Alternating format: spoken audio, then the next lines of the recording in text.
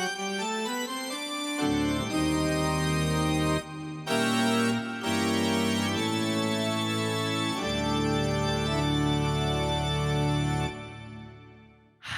guys, and welcome back to another episode of Sexy Unique Podcast. We're doing things a little bit differently today because the one and only Icaro is in the hospital with an infection. So he is unfortunately out of commission, cannot pod from hospital. He's fine and he's going to be okay, but it's a little bit of Christmas drama, and I've had to call in some recon. So today with me, you know her from our podcast together, Too Niche. It's Elizabeth Kott. Hello. Hi. Thank you so much for having me. I just found out that news about Le Hospital, Live. and I'm so sorry. Whoa. The shock on my face. Live reaction to Carrie's hospitalization. Wow.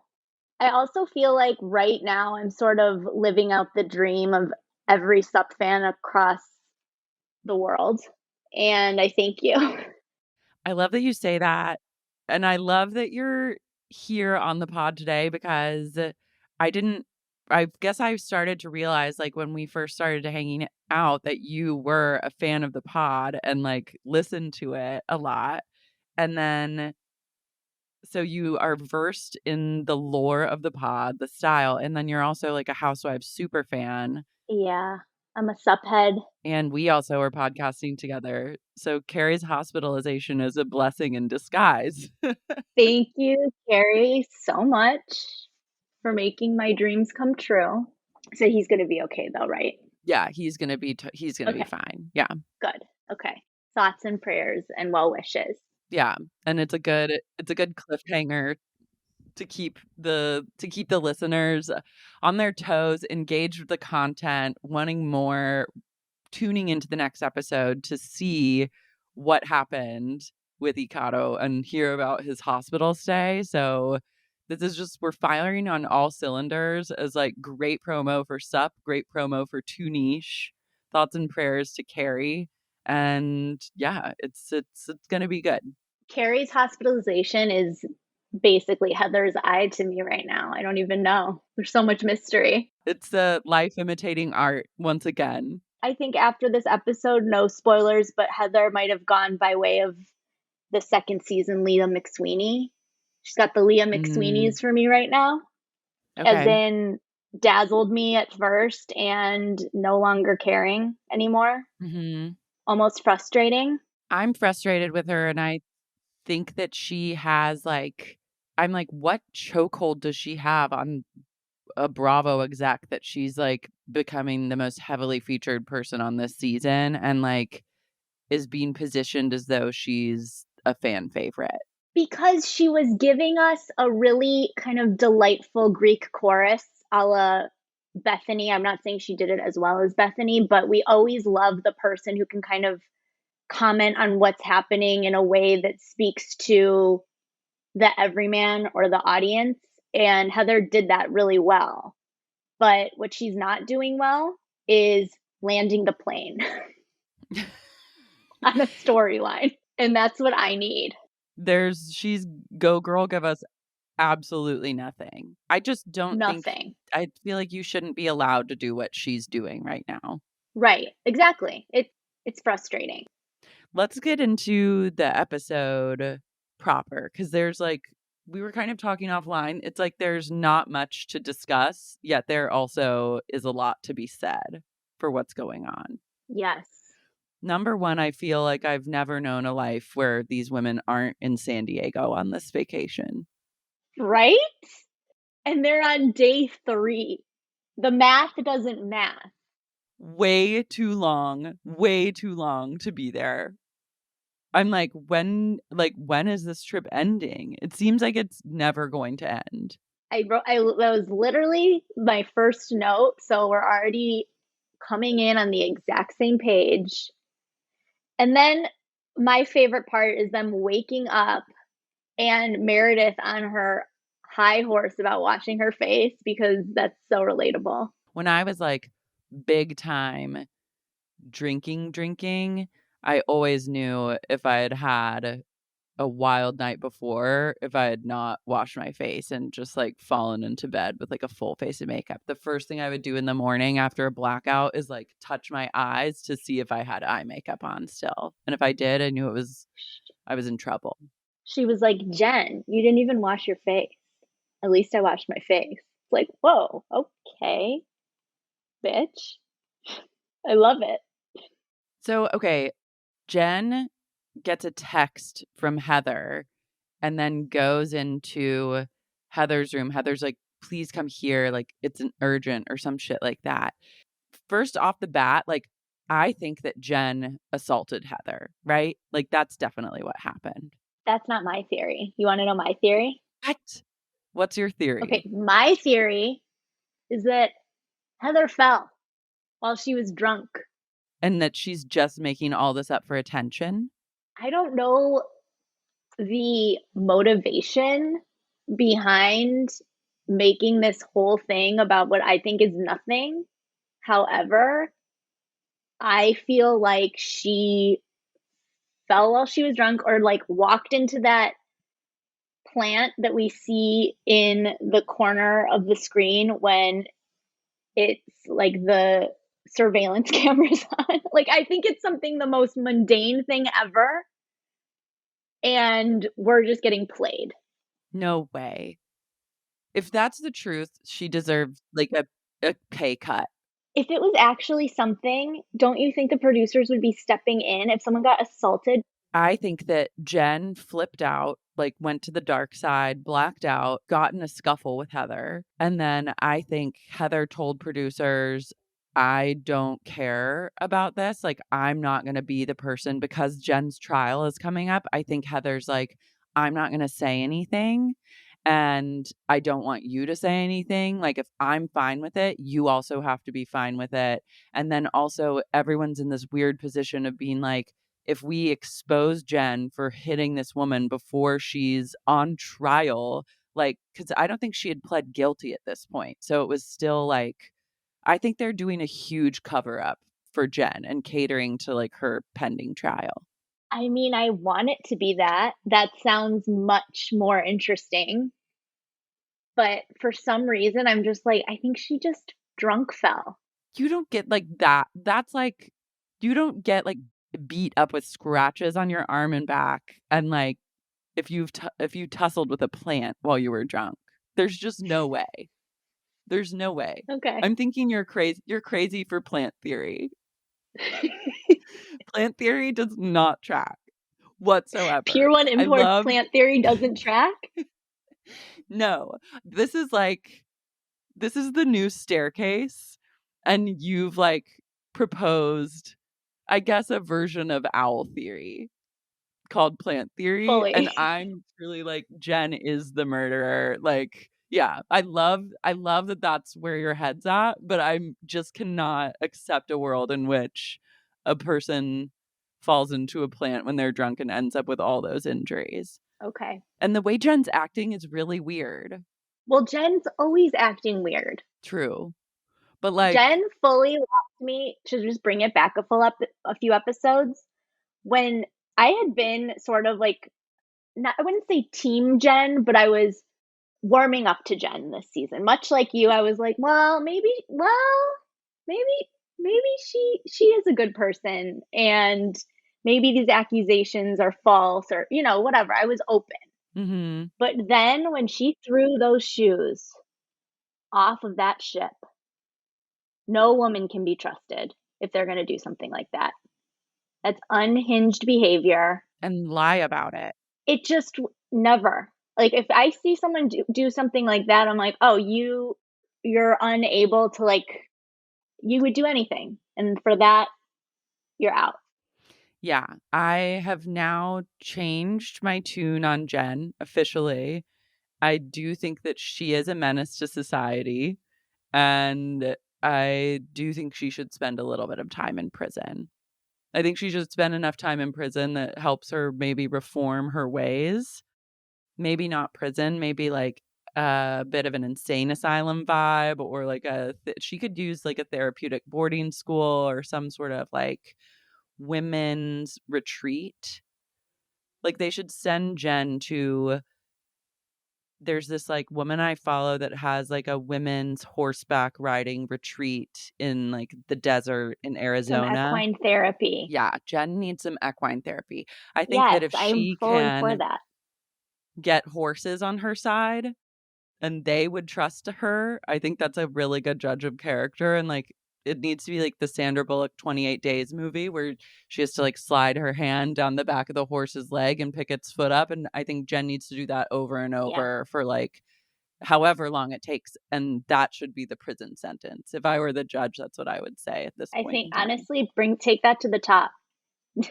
Tell the judge. Yeah, I think that it could also take her 10 years to do that, so it would all work out, like, in the aftermath. Also, one thing that says everything to me about Jen's personality is how she asked to touch Heather's eye. Yeah, that was weird, wasn't it? Heather revealed that the bruise and she's like, "Can I touch it?" Ew. Why? Yeah, because she We all know created those it. people. We all know those people Mhm. who are like, "Touch this," or like, they're like, "This is so gross, touch it." Like those kinds of people.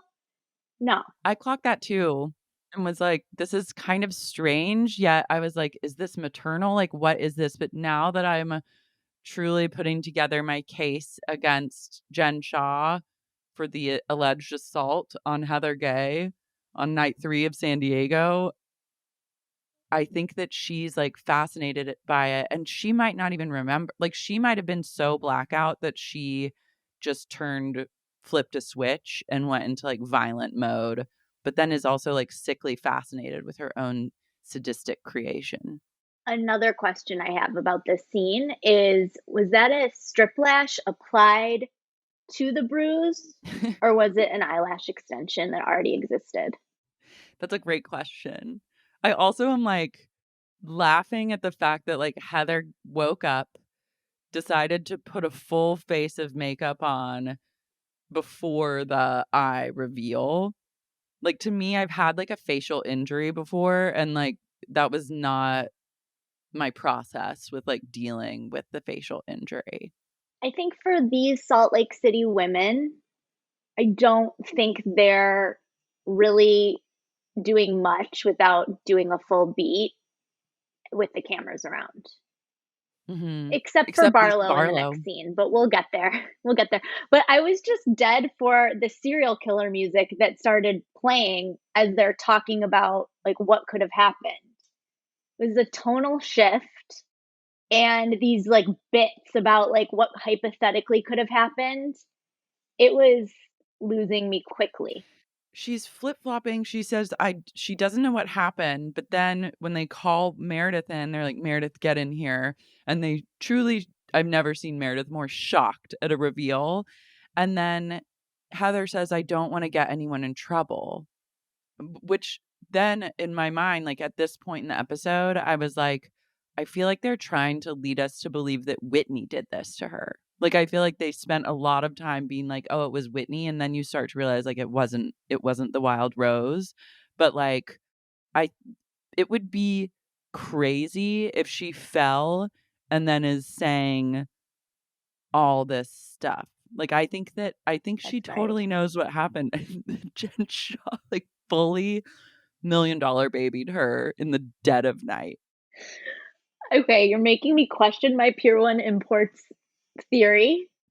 I'm gonna get you on this the right side of history by the end of this Okay. episode. I'm building my case is being built. I think that also she said she and Jen were like, or she was like to Jen, "In the morning, I will text you first to come in the room and we'll play up this whole scene so it seems like you didn't do this." Like, I think they pre-plan, I think Heather's a sick woman, and she's letting Jen get away with this, which is not right. Like, I don't care what you've done, like, you can't, like, you and I don't care if you're, like, blackout drunk, if you're turning into, like, a violent person when you're shit-faced, like, that's a huge problem, and, like, I don't believe a person like that deserves anyone to cover for them, but I think that Heather's kind of sick and codependent, and I think she's like fully just covering for her. And I think the entire Yeah, production is also in on it. And like and Meredith weirdly is in on it too, because Meredith's allegiances are always questionable. it's so funny because as much as I like feel whatever about Meredith, she would be the person I feel like her like legal background, and there's just something about her that I'd be like, I need Meredith in here. So I felt that. I would want Lisa Barlow, I think, because I need someone that like You would. I just always want her around. So there's never a situation that I would be like, get Lisa out of here. I would get Lisa in because she would really overreact and get like really intense about it and be like, it's disgusting. It's disgusting. But Oh my like, God, that's disgusting, you guys. who did Let me this to touch it. you? Yeah, Meredith, I think, is also covering for Jen. And it's interesting that you bring up the legal background because I feel like probably they I could even see Jen hitting Heather and then them kind of like flipping out about it or whatever, and then asking Meredith what to do. Like, what would her legal advice be in this situation to not implicate Jen? And then the three of them came up with this like fakery. I'm so confused right now. I don't know what to believe. But also, it's crazy because this whole episode is like them trying to throw other people under the bus. Like, because I truly was like, oh, Whitney did this. Like, she got drunk or like came into Heather's room. They had like a cousin fight and like Whitney knocked her around. But then I was like, no, she wouldn't do that. But it's weird to implicate that at all. And then they're continuing to try and throw the queen herself, Lisa Barlow, under the bus again and again and again. And I will not stand for that kind of treatment of her. Meredith is not over the hot mic moment. And a few other things that are revealed later that I found hilarious. We'll get there. But yeah, the Meredith revenge plot narrative, it's not really landing for me, but I'll take it as a B plot line. I don't get the sense that Meredith is that calculated, but I don't know what she's capable of. Maybe she is calculating behind the scenes, but I think also she's just like gonna stir the pot and like be a bitch in her own way and is mad at Lisa and does want to like throw her like under the bus a little bit.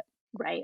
I always think about Lisa saying her stupid family that poses. Like that will just pop up as like a soundbite in my head every once in a while.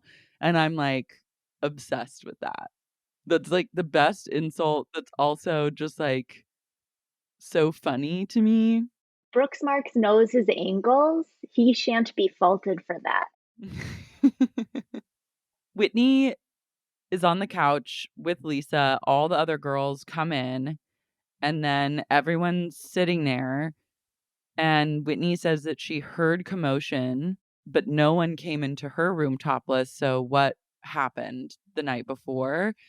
And that's when Heather reveals her black eye to the group and then says she doesn't want to talk about it, but then says, I think we all know what happened, but we just don't want to talk about it.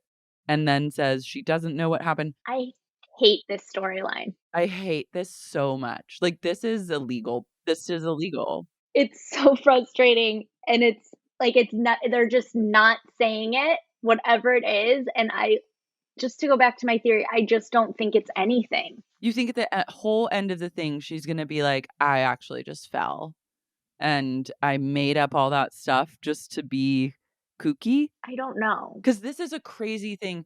Like, if you really, this is also, if you really just wanted to hide this, I think Heather, like, I was like, this woman is like mentally damaged for what she's doing here because she's coming in hot with a black eye. First of all, if you don't want to talk about it, you simply don't talk about it. Like, you end the conversation about it immediately by saying, last night I got so drunk, I tripped over the Pier 1 plant and fell, hit my eye on the side of the couch. And that's it. Like, I'm such a drunkard. Like, my God. And then you just make a joke and you never say anything else. You never Move even open on. the door for a different possibility. And so the fact that it's like, I think she's also conflicted because she got the shit beat out of her, but she doesn't want to like Jen Shaw's fighting for her fucking life and about to go on trial, and Heather doesn't want to be the person that's like this menace to society who defrauded like tons of elderly people, also beat the shit out of me at like 5 in the morning while she was blammo drunk. Like she doesn't want to be the one to like blow the whistle and ruin Jen's life that she's fighting for. So she's in an awkward position, but I think she actually does really want to talk about it and does want attention for it, because you don't show it off and then be like, I don't want to talk about it. You know what it's reminding me of? It's reminding me of that girl in middle school who like shows up with a cast on her arm Mhm. and is like, oh, I don't want to talk about it. Like that vibe. We all knew that girl. I've been that girl at times. I've had like the attention injury is a real thing. And she's giving Jamae private school girl as well with like showing something off but not talking about it. I'm like, She calm. could have just left the sunglasses on the whole time and nobody would have been the wiser. Instead, she kept whipping them off in a reveal each time. Each time it was like with dramatic music. I actually feel kind of sad for her maybe. Like I think I feel empathy for her because I truly think that she and Jen's friendship is like so dysfunctional and toxic, and she like can't stand up for herself and is like now, if my theory stands, like covering for her assaulting her, which is insane. And like no one's forcing the issue because also everyone else is like held hostage by the situation. And I'm now beginning to realize why Bravo cut ties with Jen Shaw, because I feel like it's for shit like this. Like, I don't think they're uncomfortable with being associated with criminals. Like, they've made their Clearly bread and not. butter off of associating with criminals. But I think that this stuff is like, it's holding the show hostage, and everyone involved is like uncomfortable and can't be honest about what's going on. I'm starting to see your POV. I'm coming around. Yeah, I'm just like, that's like the vibe I'm getting. And I think when she's like, we all just don't want to talk about it, it's everyone is waiting for one person to be like, she did this and no one's going to say anything. And But if it that might have to be the happens wild while one. they're filming, we see what happens when there is any sort of fight. And if there's that type of physical damage from a fight, you don't think that they would have had like legal there and a whole intervention of producers. I think if you don't I don't press know. charges or just say, like, I don't care and I'm fine with it and it's fine, just like, this is the way I want to handle this, I feel like, because also, who wants to be the person? Like, Jen's maintaining her innocence. She's made like all these huge, like, it's so multi-layered because not only is she maintaining her innocence at this point, but a big part of her like storyline and like personal lore is about how hard it's been to be a woman of color and being like targeted for that. So that I think also plays into like a larger decision to be sensitive around this kind of stuff, or like not push back and like, or treat it in like a normal way with like going about like the normal procedure that would be like some sort Right. of intervention of some sort. Like, and there's just so much at stake that it's like no one wants to be the person to like say or do anything that could get her in even more trouble, which is fucked because it would be her own actions that put her in that position. Right. Ew, I'm darked out. That's all I know. I'm really darked I, out. I, I'm j- really I darked don't out. like the storyline. Either way, it's like they're just not. If that is the case, then they need to just say it and move on. But I see what you're saying that they can't. They feel like they can't, but I'm like, you can and you should. Like if someone's going around like hitting people, also I'm like, if you're that drunk that you fell over and like deeply injured yourself, it's time to like take stock of your What would Carrie say alcoholic right thing. now? Carrie would absolutely think it was Jen. I'm sure. I think so. Okay. Well, also, do they have a camera on the door the whole night? I feel like they're sitting on some sort of footage. Or do they turn the cameras off after a certain point? I don't know. Those cameras weird me out. They're really bizarre. I was like, this is so weird. Like, what is this? Like Celebrity Big Brother? Like, It's giving Winter House. yeah, it's very strange to have a camera on you as you're sleeping. But I'm also like, okay, then where's the footage? Like other shows, do other shows drag shit out like this for this long? They do if there's a non-story. Like, think of every single time a franchise has gone the way of not getting to the point of it and moving on. It's because there's nothing else happening. Like I'm thinking about Aspen Gate. Aspen, Lucy, Apple Juicy. Hmm. I'm sure it happened on New Jersey. It's never happened with our girls in New York. We know that. No, they came to play and they know how to work. They keep it moving. I don't even know what to make of this like whole situation except have the Jen theory. I can't just like have Heather laugh it off. I also loved Whitney because I was like Whitney definitely did this, and then when she's like Heather, they're saying this makes me feel sick and want to puke, and I was like either Whitney's like the sociopath, like the best actor and sociopath. Like I've never known a crazier, a wilder Rose. But then I was like, I don't think she did this. I really think that Jen did it because like the look on Jen's face and like she just starts being like really quiet in a way that I was like, you fully attacked Heather. Like there's no question in my mind. And they do keep playing like serial killer music every time they pan to Jen. Just saying. So then I they go liked the rollerblading. go-karting. And well, oh yeah, right. They're go-kart first, but but it is revealed that Whitney's a blader. And nothing has been less surprising to me in my entire life. She has big time blader energy. Huge. So I just liked that. It's Huge. just nice when things check out like that. And I was like, yes. Heather choosing to sit with Lisa and because she knows that Lisa will just blab and blab about her own life and never ask a question. I was like, this is why Lisa Barlow is the queen of Sundance, is because if you say you don't want to talk about it, she's not going to press you. She's going to respect your boundaries and then Right. tell you all about her shopping exploits. That was my exact read too. She's like, I just don't, you said you didn't want to talk about it, so we're not going to talk about it. Yeah, Let me like tell I'm you a about my respectful outfit. queen. She was, I bought a dress. It was $800. And I showed John and he said, wow, it looks like it was 80. And I was like, I would literally kill someone if it meant that I could sit and listen to Lisa Barlow tell me about her day Anything. from start to finish. This podcast is, we only see and honor Lisa Barlow, and that's that. Like, and if you have a problem, you've got to just fuck off right now because Lisa's the only thing that matters. She is the woman, she's the apple of my eye. I don't also like that they're allowing these women to split up and do separate activities. They keep splitting them up. Yeah, what the fuck? I think it's because like the formula they're working with now is split up, talk about each other, each have a separate conversation about the exact same thing, then come together in the evening for a dinner in which it's revealed that you both talked about the same thing and then we're all going to talk about it. It's like math. I'm like, are certain people saying like I don't want to be around Jen because she's like dangerous? So then they're making them split up. The split up thing is really bizarre to me.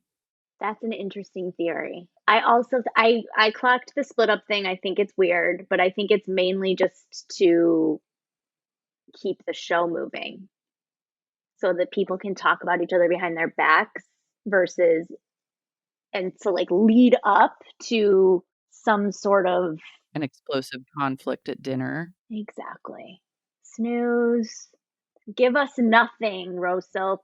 I know. Just can you not take a page out of the Roni book and just have an explosive conflict everywhere you go 24/7 and then get over it and then have another one like 5 minutes later? Like I don't see what's the hold up with that. I feel like our muscles as housewives watchers have atrophied, and this is what we get now. Mm-hmm. Like OC still serves and does or is doing things right. Like you didn't love it? Mm, Did you watch this past season? probably the season you're on at the moment, the Okay. most current season, of course. Oh, that's what I started with. That's what sucked me in because it just came on randomly after I was watching something else and I like let it play out because I Oh, thought that it was a past season and then I like saw Heather Dubrow. I just like didn't know what was going on. I was like, Peacock, just take me on a journey right now. Like, Jesus, Peacock, take the wheel, is what I said.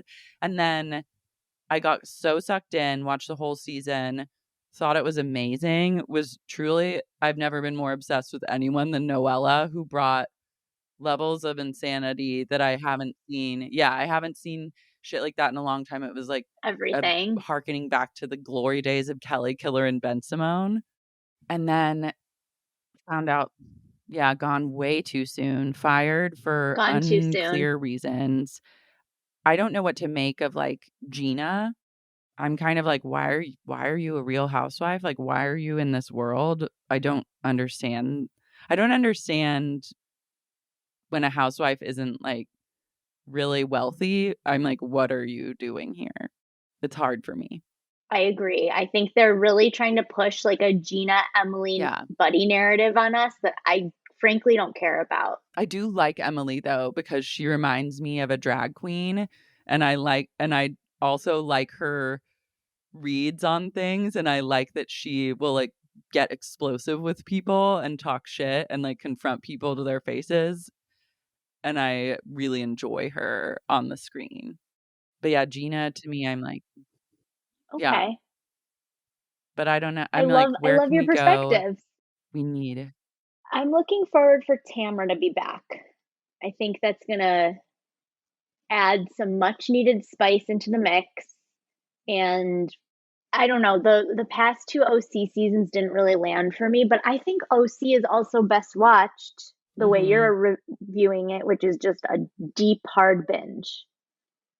A weekly viewing for Yeah, OC I can't doesn't imagine. Like isn't really I've how it watched was meant seasons to be 9, 10, and I'm experienced. like on 11 now, and I can't imagine having to wait week to week. Like, especially during the Vicky and Brooke stuff, like I would have been pulling my hair out. It's like a blessing and a divine intervention that I wasn't hooked on that show at that time, because it would have been too much. But like Right. God only gives you as much as he knows you can handle. Yeah, and he knew that I could not handle that. What you can But handle. like we need Vicky back. When did Gina and Emily get into the mix? What season did they come on the show? Did they come in and someone else went out? I feel like it's been like 4 or 5 seasons at this point. What season did Vicky get fired? Ooh, you're really testing my knowledge at the moment. I don't remember. I think Vicky's been gone for 2 seasons. I'm like, also, why would you fire Vicky Gunvalson? She's one of the all-time great. I have a very controversial opinion. What's that? I say justice for Bronwyn. Oh, yeah, I forgot about Bronwyn. I'm excited for her to like have her in the mix, because She's a great housewife. I met her and I was like, this woman is like, whatever she's doing, it's working for me. And I was like, I can see her being on a reality show. And that seems great. Yeah, no, I mean, things get a little dark, but she deals with her stuff and then comes out the other end of it. No Yeah, spoilers. that's what you want, is like a hero's journey. Yeah, exactly. That's why I still want her in the mix. I would love her currently in the mix. And then I'm trying to think of like, oh, Kelly Dodd. I mean, obviously I haven't gotten to the part where she's like just total, like a garbage person, but the way she came in so hot and ready to just like go head to head. Born to housewife. Yeah, she's doing really important work. And also I was like, this is genius level behavior on her part, because she pairs off with Vicky.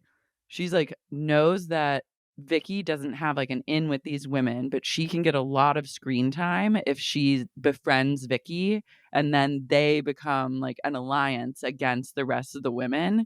And I was like, this is a power play. Like, she's doing it. She's doing it right so far. And then Shannon storms the door. That redemption arc is unbeatable. There's no one better than Shannon Bedore. I think about her every day, and I'm never not thinking about Shannon. She's truly, I've never seen or met like a woman like her, who should never have been on reality TV, yet we're blessed with her presence and her journey. And yeah, she's so good. I think about That's Not My Fucking Plate like 3 times a month. I haven't gotten there yet. I'm just like, every time, like, I love that whenever she goes, wow, when she doesn't know what to say, she's always like, wow. And then in recent seasons, it's been like, shame on you, like shaming people. And I love that she's an old soul in the sense that she's always been like a 78-year-old woman at heart. Yeah. Ugh, do we have to get back to Salt Lake City now? We have to get back to Salt Lake City. Meredith spills some SEC beans. She says someone sent her an SEC filing, and I'm hopeful that maybe you can explain to me what this all means, because I A, don't know what it means, and B, I don't care really, because if you're going to try and come for Lisa Barlow, who I believe is a great businesswoman, I'm a Vita vulture and I won't accept any slander, but I do want to know like what Meredith is trying to insinuate here. I'm not really sure about the SEC filing. I think the SEC filing was, I'm not even going to touch that part, but I know that the crowdfunding part, which was the other accusation, Mm-hmm. which Meredith is like, I can't imagine wanting to crowdfund in this stage in my life unless I had no other choice. Like just planting that bomb half on the nod. Mm-hmm. She's just like, they're in the Sprinter van. And I was like, is it a limo or is it a Sprinter van? It's SLC. It's definitely a Sprinter van. And I just feel like it's, again, and it's like they're playing kind of dirty and it's not fun. No, because it's like if you say all this jargon and you're also on a show with someone who has allegedly scammed people and like financially swindled people, if you bring up something that sounds jargony and like sus, you're immediately going to assume, as most of the viewers would assume, like, oh, Lisa is also like a sketchball or whatever. But now I'm looking up an SEC filing, and it says SEC filings are important regulatory documents required of all public companies to provide key information to investors or potential investors. So also, Lisa Barlow said, okay, so here's my like here's my theory that I'm not going to try and fact check. I'm going to just send out my vibes on what this SEC stuff is about. And then someone can like correct me, or a business person can like weigh in. Legitimate. But so Lisa said later on this episode that like she named like the company name was like Jack and Henry Spirits or something like that. So I feel like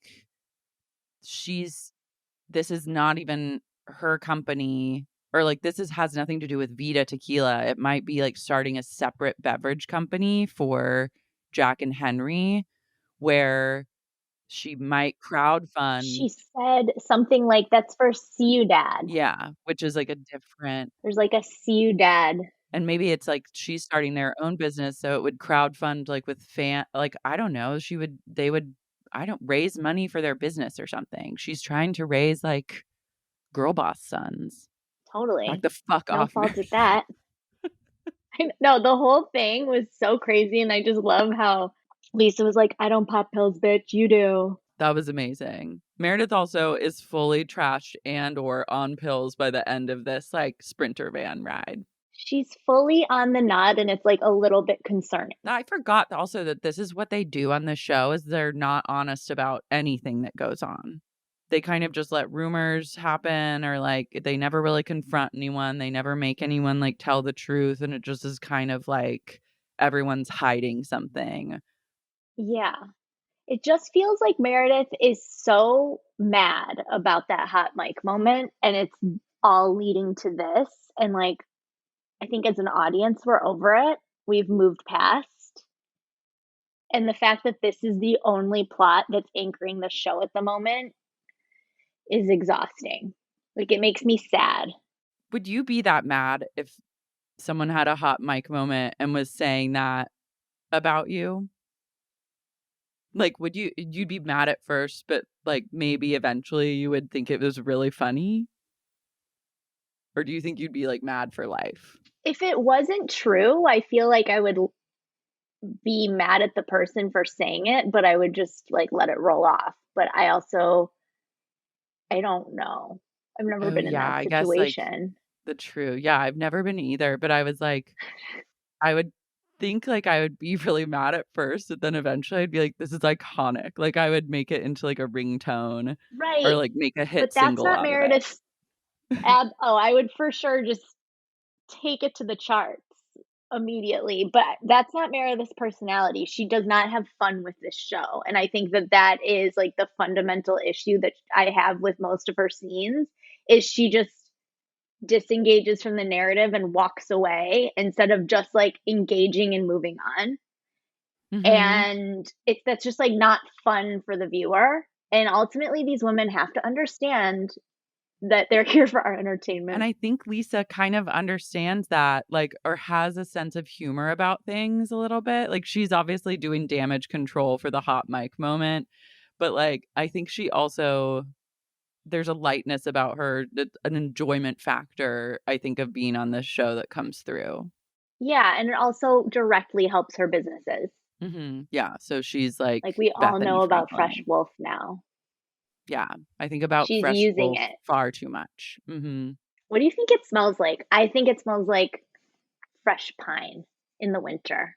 I've actually smelled it, and I can't remember what it smells like, but it was, like, kind of a mixture of, like, hairspray, soap, shaving cream, Axe deodorant, Old Spice, like, really, Yeah, really strong. that actually really tracks, but a girl can dream. It was like a very strong, very scented product that would, like, linger on pillows and stuff, according to Where the did you guys I try know. it? My I was in I went to Mexico City last year, and some of the guys that I was on vacation with, they had, like, bought Fresh Wolf. One of them had bought Fresh Wolf for the other for Christmas, and so they were trying the Fresh Wolf products, but they were like, "These are truly, like, the most scented like, a scent that lingers wherever your head touches, there will be Fresh Wolf on that, that will also linger, and if that touches something, there will be Fresh Wolf on that," and, like, it was We have to haul I know, we've got a haul. Fresh Wolf. Angie says in regards to Meredith, she goes, "Birds of a feather flock together, but not pretty birds, seagulls, and no one likes seagulls because they shit all over everyone." And was I feel like that's a shortened version of this journey that she took us on in this analogy, but I was like, I'm ready for her to do more analogy work because that really Yeah, I love a housewife that gives us an analogy that's, like, the biggest reach of all time, a but, like, somehow long figures out how to land the plane. yeah, I was like, "Where is she It's an A. going? We're on feathers, there's seagulls, but no one likes seagulls," and, like, what? And then I was like, "Oh my god, this woman's a genius, like, get more, Exactly. please." More. More, more, more. Okay, so then we're at Greek night. And then right off the bat, all the women are dressed as goddesses. And then I guess because Queen Lisa Barlow's in a blue two piece, she's then compared to Brittany and Justin. Denim looks. Again, bad analogy. Not working. Yeah. Not working, and also you don't deserve to say anything unless the thing that's coming out of your mouth is, "Jen hit me in the dead of night." Like, I'm done with you, and please don't speak until you're ready to tell the truth. I'm like, can a producer send Heather to her room for the rest of the episode or, like, put her in the corner and say, "You're not allowed to be in this show until you talk about what's happening?" Like, what kind of permissive producing is going on behind the scenes? I have no idea, but you're absolutely right. Someone needs to crack the whip around here. She has no business saying anything. Yeah, and, like, I love that Lisa refuses to really dress up for any sort of themed event ever, and if she wants to be Helen of Troy, No, because she's better than that. yeah, she can say she's Helen of Troy, and I accept it. In a Chanel-esque two-piece Grecian. I got it. It was a Grecian blue. It was Yeah, working. she looks great. Mhm. She landed it. It was great. And then I love how Heather was like, who pissed in Lisa Barlow's Diet Coke? And everyone knows I loved an unhinged Lisa Barlow. I was like, again, what's happening with your eye? What is going on?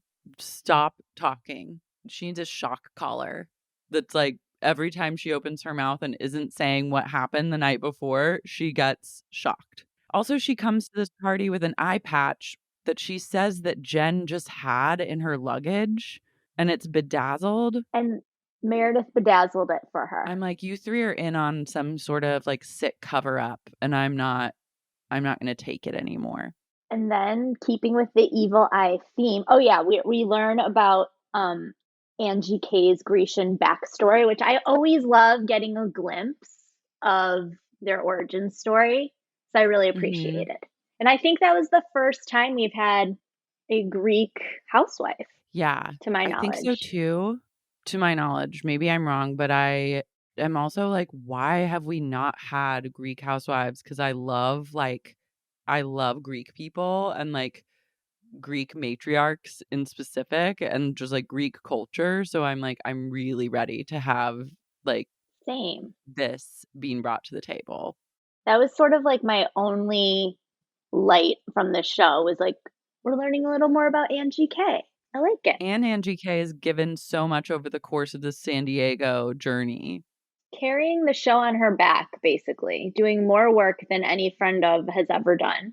From someone throwing a beverage on her head to now. She gave us like Roni level drama where it's like, I'm going to flip out. I'm going to air you the fuck out. And then I'm going to get over it and we'll have like a Greek party.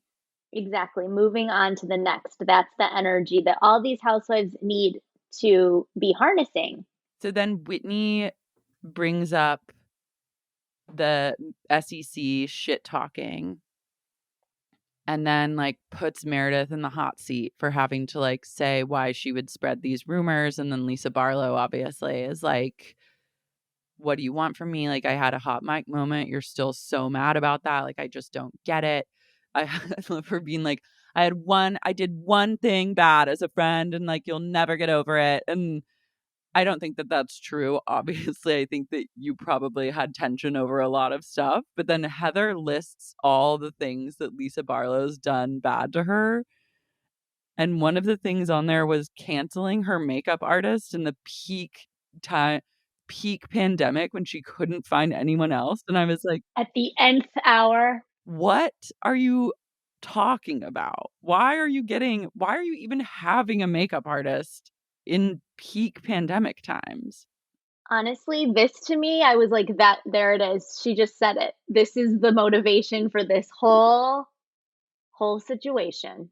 She's like, and then at the 11th hour during a pandemic, can't just find another makeup artist quickly.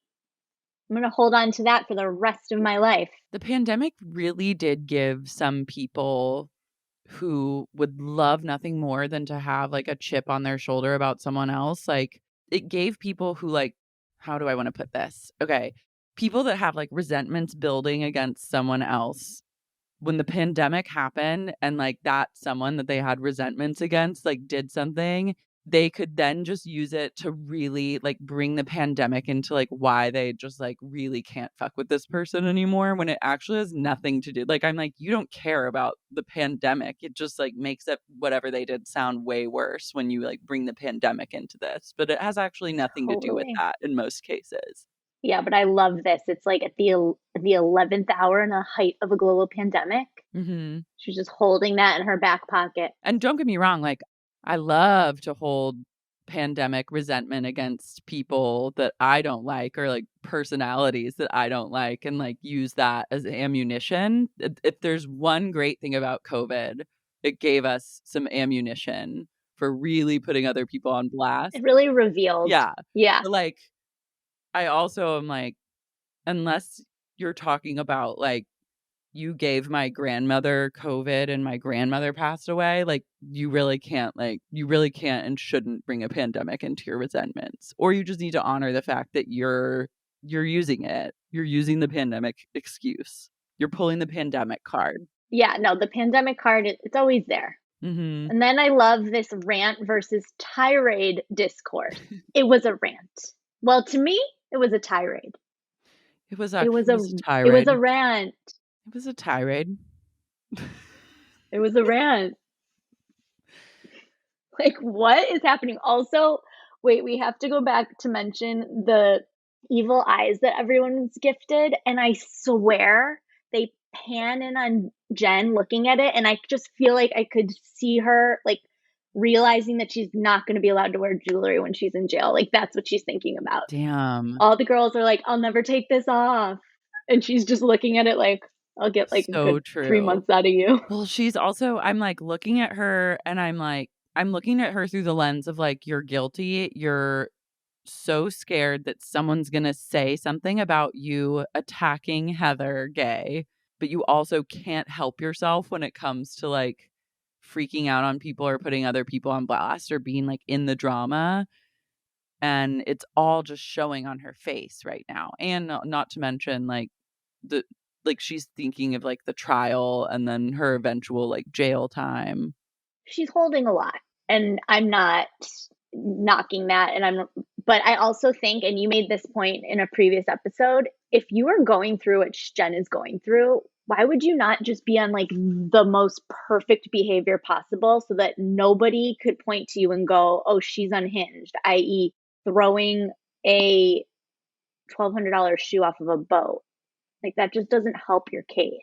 Yeah, but I don't think that she can actually help herself. I think that she acts against her own best interest like 90% of the time. Yeah. Like she should not, given her history and like explosive behavior like patterns, she should have listened to her lawyers and like not been on this show for this season. But it's also like she wants the attention. She wants like whatever perks are coming with it, probably wants and needs the paycheck, but like doesn't understand that she will bury herself because she also does not handle stress well, which is an understatement. Right. Well, I even from the first season when Jen first came on the scene, for me, it felt like she was kind of reading like a housewife's handbook and picking and choosing like little elements from previous housewives. Like her Shaw squad was very Sonia Morgan and her interns, and just like freaking out about this, that, and the other thing, and throwing a drink. And like, it's like classic housewives behavior that it never felt genuine to me. It always felt like she was putting it on. Mm-hmm. And with this season, even like her outrage and like everything that she's dealing with, it's still just, it feels so disingenuous. Like, I just don't understand what's going on. Yeah. I think it's like all feels that way because we know that she is like a dishonest person or a scammer. So you just like can't trust anything she says or does. But I do think that like anger management issues are real for her. They're, as Whitney would say, they're raw. So I had like kind of a revelation today. I watched the episode in a way that I've never watched an episode before, which is I went to a nearby gym and walked on a treadmill and just watched the episode on my phone, which I was like, God, I'm truly multitasking and just like killing the game today. But I can't recommend that method enough, but I was also like laughing out loud at certain parts, and thankfully like the gym was empty, but one part that really got me so good was like after Angie K sits down and she's like talked about her like grandparents or like parents immigration story. Lisa Barlow leans in, she goes, "I love that your parents were actual immigrants," or said something to that effect, and I truly started like guffawing at the gym. I was dead. Lisa Barlow is a comedic genius. She really is. And that's the takeaway from this whole non-starter of an episode. Yeah. Preserve Lisa Barlow's innocence at all costs. She shouldn't be allowed to like watch episodes because I don't want her to like pick up on it's the worst when a TV personality like picks up on it and Yeah. then plays into it. It's like we have to keep her pure. But I think she might stay pure. Yeah, she can't go by way of Dorinda. Mm-hmm. No. And then we have Whitney. Whitney saying, I don't know if I can do the Whitney voice that you guys do because it's so perfect, and I feel like I'm just not able to live up to the perfection. You know what I'll say is that you have a bit of a Wild Rose voice Oh, organically. I've been told. Oh, somebody DM'd me one time and they said, you sound like Whitney from Real Housewives of No, Salt Lake City. no. And I still processing that. You have shades of Wild Rose, but that's something I love and treasure about you. Thank you. But I would be remiss Let's get real, you guys. to not point that out in a kind with love and light. There are Yeah, shades of Whitney Rose. That's how I would put right. it. So I'll Mhm. just say this line as I would normally say it. Yeah, She say it says, normal. how do you move forward knowing that everyone remembers it differently and feels differently, knowing we all love each other? And then here's what's happening. Now they're doing some sort of like tied in a bow, Danny Tanner style, full house. And then we get another horrible analogy This chilled me. from Heather comparing their whole relationship to one another as her bruised eye for Raw. That didn't track at all for me, and I was also like that's when I was like, "What's actually going on?" I was shaken to my core And by then her trying to, like, bring that back. it was so bad. And then we have the producer going, so who are you trying to protect? And Heather goes, myself. Is that what made you think that she just fell, is when she said, "I'm trying to protect myself," so she, like, doesn't so that she doesn't Look like an idiot? Yes, Yeah. Okay, I see that now. This is the staircase. it's something or It's nothing. something. The fact that this was the episode to recap. Yeah, I was really hoping for more. I remember also 12 minutes into the episode, I was like, "Wait, how have we not, like, just gotten to the bottom of what happened to Heather's eye?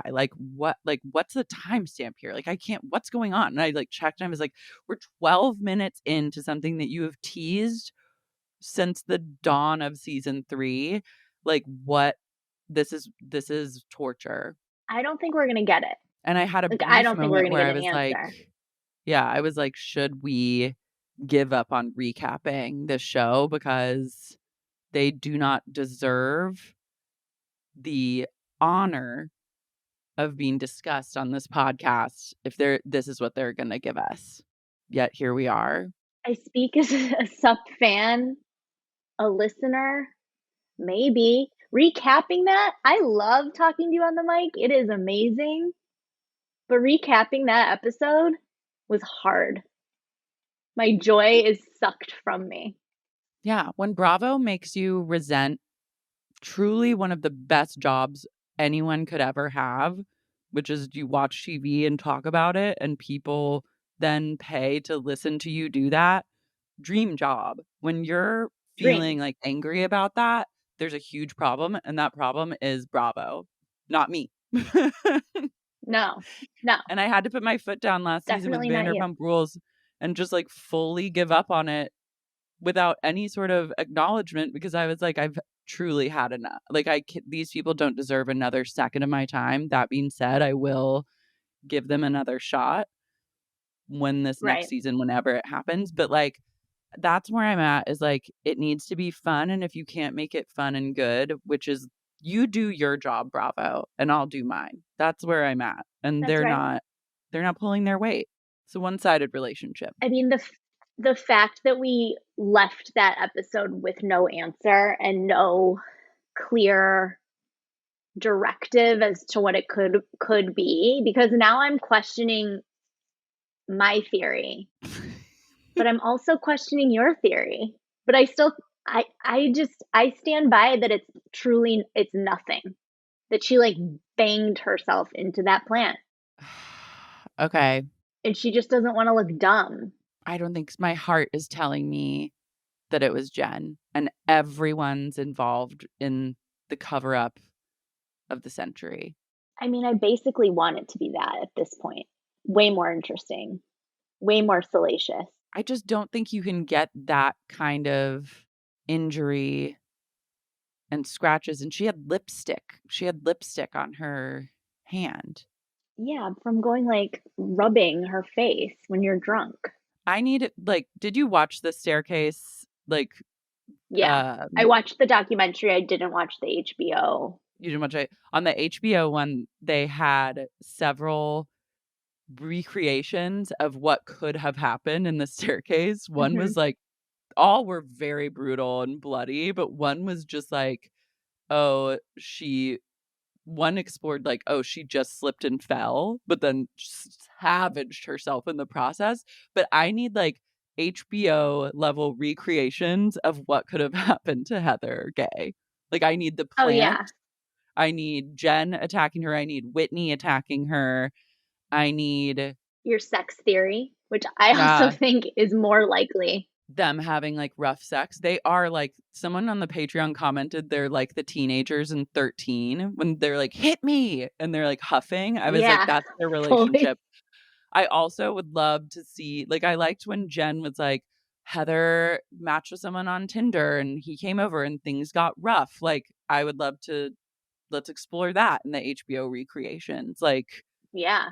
I'm open to whatever it is, but I don't support this like caginess, and I don't think it's entertaining. If that's really what it is, it's like It's not entertaining. It's frustrating to the audience. And again, time will tell.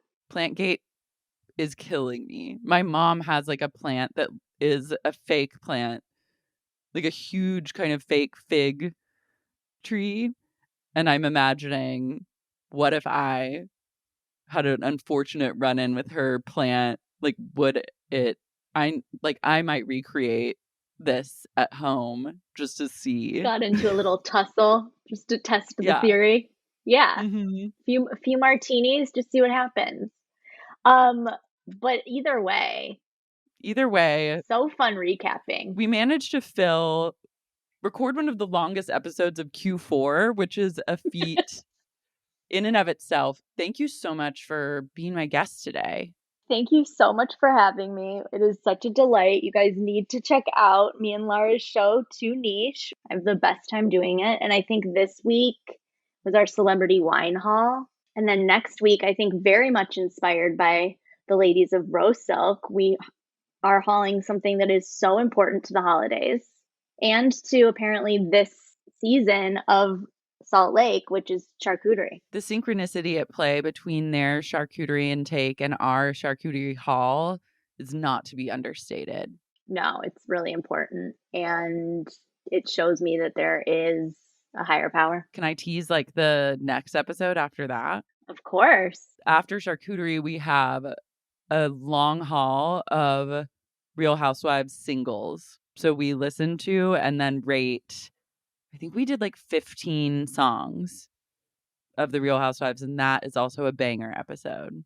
We're turning out A+ content. Banger episode. One that I feel like you and I have both been preparing separately for decades. Elizabeth, you'll have to come back and we'll talk Vanderpump Rules. I have high hopes for this season. I feel like a lot has shifted and with our pump cast, and they're kind of coming in as a blank slate. It's almost like how, when like Big died for Sex in the City, just like that. It's like now all the divorces have happened. They're like loose on the town again. I always go in with high hopes, and I have for the past 3 years been so just deeply disappointed, but much like the child of an absentee father in like the Babysitter's Club movie, she just hopes that her dad, Christy, hopes her dad will finally come around, and this time he'll really show up for her, only to be let down again. That's like me with Vanderpump Rules. But that little kid never gives up hope, and neither will I. That hope, it's like it's the Christmas spirit. Well, guys, until next time, love and light. Bye.